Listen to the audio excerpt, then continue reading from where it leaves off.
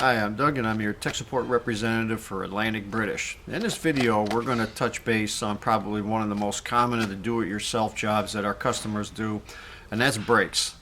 You can save yourself a lot of money by doing the brakes yourselves. If you have even the most basic of your mechanical ability and follow the instructions, you can do these brakes yourself. Now what we're going to do is I'll give you a quick rundown on the kit that we have available, which is kit 9542AG, and what that will include is rotors front and back, brake pads front and back, new bolts for your caliper mounts, and new retainer screws for the rotors. Now what I'll do is give you a rundown. Starting off, you're going to need some basic tools, and you're going to need some tools that you may not necessarily have in your kit. You're going to need probably a good 32-ounce hammer. You're going to use this for both the hand impact and to knock the rotor off the hub. A pair of slip joint or water pump pliers, a nice wire brush, a 12mm socket on a short extension and 3/8 drive, screwdriver that you're mostly going to use for prying and for moving, a 3/8 drive ratchet, a 3/4 inch 12-point socket, and these will be for the two retainer bolts that hold the caliper mount on the knuckle, and a good 1/2 inch drive ratchet. Now I use the longer handle on this. If you have a short handle ratchet, you'll probably want to use a cheater pipe or an extension of some to give you more leverage. Those two bolts that hold the caliper in place are going to be tight, especially if they're first time coming off. So there's our kit, there's our tools. Now I have the advantage of obviously having this up on a lift. If you're doing this in your driveway, make sure you put a good support jack stands underneath. Always have a second type of support, a wooden block, another floor jack, something underneath. You can never be too safe when you're working underneath a vehicle. So now let's give you a rundown on how to change over your brakes. Alright, so now I'm going to show you how to essentially disassemble the front brakes and make the job a little bit easier for you. Normally right off the bat, we've taken the wheel off, everything's now exposed. You're going to see some scale and corrosion and whatnot, and you probably had a little difficulty getting the tire off, because what will happen is you get some buildup between the rim and the hub, and you want to make sure that you get that cleaned out. Hence the little wire brush. And it probably isn't a bad idea if you are working low to the ground, you got the vehicle on jack stands, maybe you want a pair of safety glasses as you're doing this, because this is going to throw a little scale around. You really don't need to be getting it in your eyes. Same thing with the rotor and the caliper area. You're going to have some scale and rust and whatnot. It's good to just do a quick rub down and get some of the heavy stuff out of the way. It just makes the job a little easier and a little neater. So this is just a single piston, or these are a dual piston caliper, but they're both on the same side of the caliper. And as long as your mounts and whatnot are still reasonably clean, you can put a screwdriver in to the side of the caliper, and the tip is against the top corner of the rotor. Don't worry about making a mark on the rotor and whatnot anyway, because you're going to be replacing it. And what you're going to do is pull towards you, light even tension. You'll feel the caliper start to move. And all you want to do is just get that enough with some free play so we're no longer clamped around that rotor. And we got two bolts on the top, and these attach the caliper to the caliper mount. They're 12mm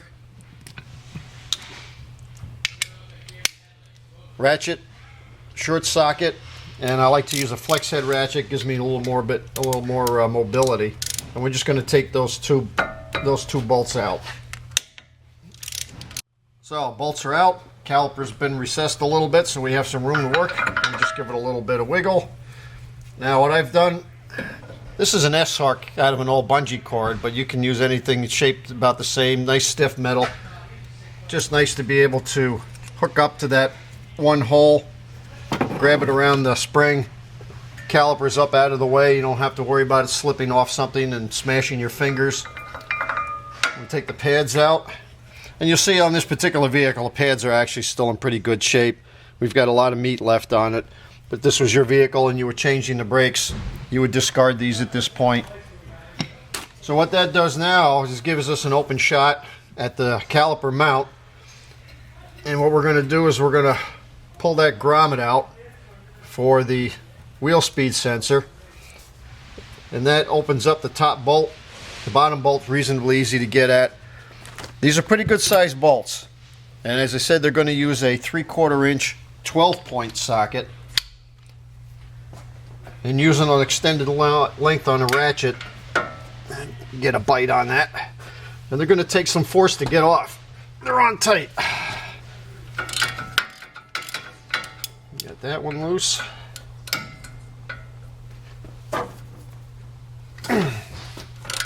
And then we'll just run those bolts out. Alright, so we've taken our 2 back bolts out. We take the mount out. And what you're going to do is take your wire brush, and on these flat lands where your pads ride, you can see you get some corrosion and buildup in there. You just want to take a wire brush and scrub some of that out of there.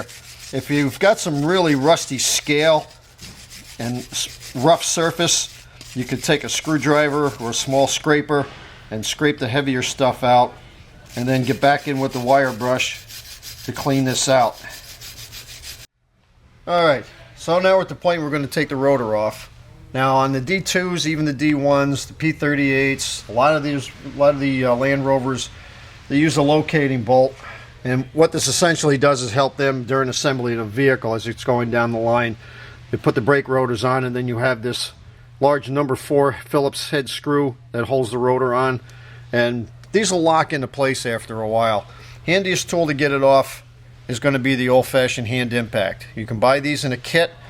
You need a number 4 Phillips. This is actually a posi drive Phillips, and it's going to give you a nice tight fit in that screw. You definitely don't want a loose fit. You can round out the head of the screw, then you're into drilling it out.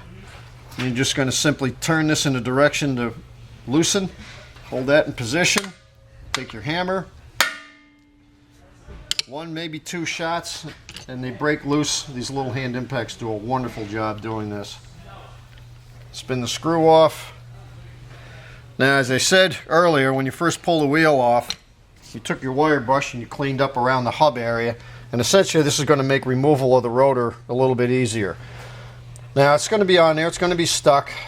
We're not reusing the rotor anyway, so you can hit away at this, and I usually suggest hit between the studs on the hub area. You want to use a regular ball peen hammer, don't use a dead blow. The shock of the impact is what's going to break that rust loose, and at that point the rotor is just going to pop right off. And we'll see if maybe this one will come off within a reasonable amount.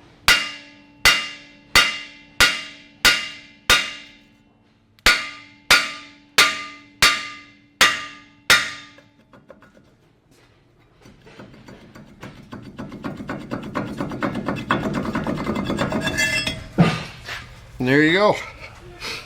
When you go to put your new rotor on, you want to clean up a little bit more around this hub with the wire brush, and you could even take a little bit of Never Seas or a little bit of grease, and I'm very, very light coating, just enough that when you put everything back together, it's all going to slide on nice and easy.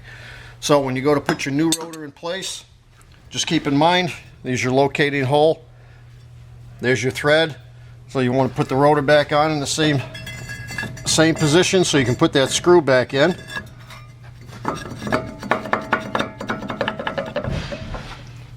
And then just essentially reassemble it. Now remember, with the kit you have new screws for the locating tab, and you're going to have 2 new bolts for the caliper to caliper mount position.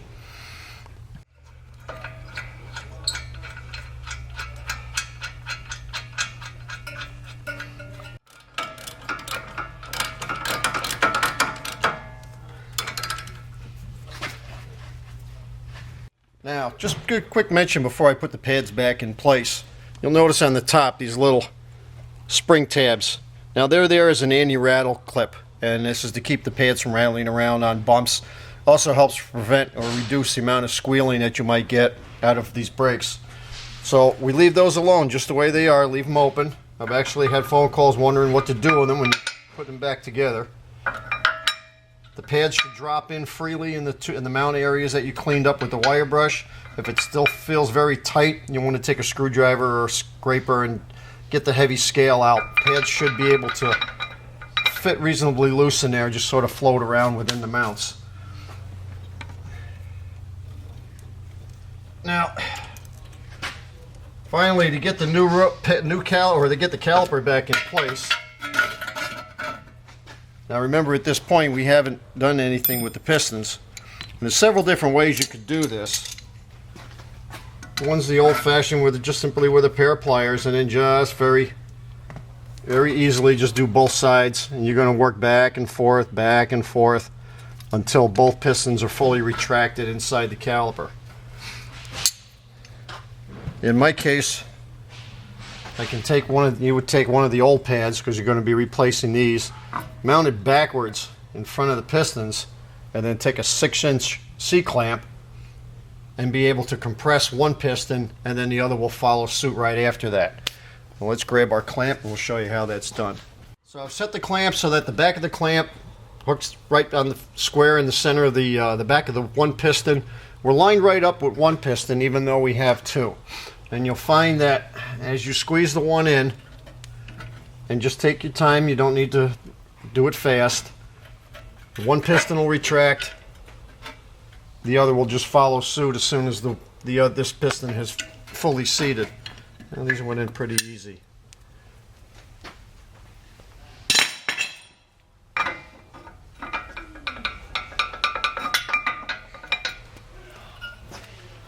Also take note of your brake hose. When you go to lay this back in place, the hose should sit same position as it was earlier.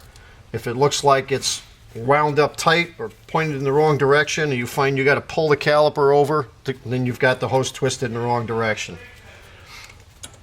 Get your hose lined up right. Caliper should drop right on. Now there'll be a little bit of resistance because you're dealing against those two. You're dealing against the two anti-rattle clips on the top of the pad that act as springs. So you line up the top bolt, and you get that started a little bit. Put the bottom bolt in. Now I like to start with the top bolt, it's just simply easier to get at. Push down until you feel that bottom bolt drop in place, and you give it a little bit of a wiggle as you start to turn it. And you can feel that both bolts have started. Now you're just going to run those two bolts in until they're good and snug. Alright, so we've got them tight. We just want to double check, make sure everything's in alignment. When you first put it together, you're going to find the caliper will move nice and free, which is good. When you first get in the vehicle, don't try to drive off until you've started the vehicle, pump that pedal, and get all the pistons back out into place. Because initially when you first hit that, your pedal's going to go right to the floor. You got to get the pistons back out so that the pads now make contact with the rotors. And then once you've done that and you test it and you know you got a good solid pedal, then you can road test your vehicle and make sure your brakes are good. So we've got the fronts done, and the rears are very similar, but we'll do a quick run through and just show you how the rears are done. Alright, now doing the rear brakes is going to be very similar to the front. It's just a matter of your two bolts on your caliper to remove the caliper from the mount. Two belts in the back, which are going to be a 15 millimeter that's going to take the mount off the back of the axle assembly. Your locator screw that we showed on the front rotor, and then knocking the rotor off, all exactly the same as the front. One little tip on these, the rear caliper is a single piston caliper, and if everything is reasonably free, you can actually take a screwdriver, slowly bring that caliper out, and you can fully compress this piston, which means later when you're at to the point of assembly, you don't have to put the C-clamp on it. It's already completely compressed. Now, one note I'll make, if you're doing brakes and you're having a real hard time getting that piston back in that caliper, what you could do is back off on the bleeder screw, and if that piston suddenly becomes much easier to retract, you probably have a restricted hose. So at that point, you definitely want to stop. Let's get a new hose on this. And matter of fact, if one is constricted, the others aren't too far behind, so it would be a good time to probably look at replacing the brake hoses on your vehicle. When you're ready to do the brakes, as I said, this is probably one of the most common DIY projects you'll do. This is probably good for a long afternoon or full weekend day, but to do it right is well worth it in the long run. You'll save yourself a lot of money. When you're ready to do so, give a call to any of our knowledgeable salesmen at 1-800-533-2210.